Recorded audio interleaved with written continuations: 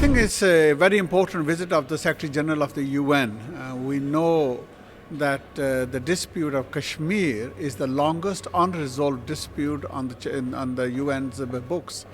It's paramount that he actually brings the two sides together and listen to the Kashmiri wishes in line with the UN resolutions. I met him in Lahore, and I think he is a good person who genuinely cares about the human rights. But you see, end of the day, it's what the result is.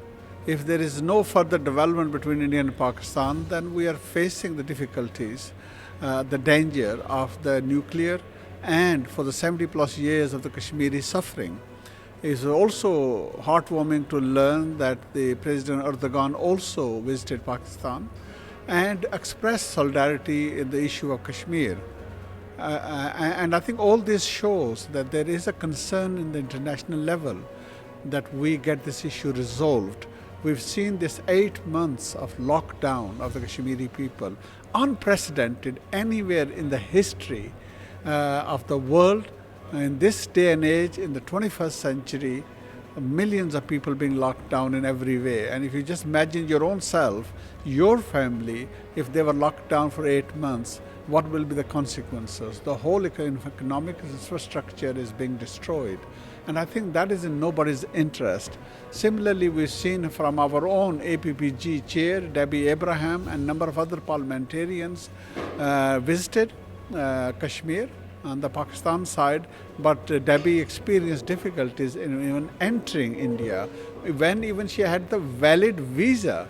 This again really shows that things are not right on the occupied side of the Kashmir, because why would any government want to stop a parliamentarian coming into a country?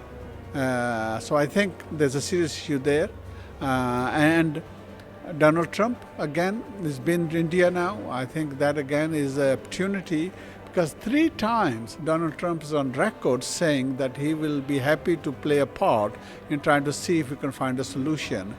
And has he even mentioned the word? No. So I think it's disappointing in that sense for Donald Trump to go to India knowing what has been happening within India and, of course, what is happening in the occupied Kashmir, then for not to really press on the government that they actually need to get around the table, resolve this issue so the whole South Asia can actually prosper. So the truth is, the way the India is moving, not only is it going to do harm to itself, its own people, but it's actually pulling back the whole South Asia, because all of them can actually have a very good relationship where they can prosper, so everybody can do well and live in peace, in harmony, and with prosperity.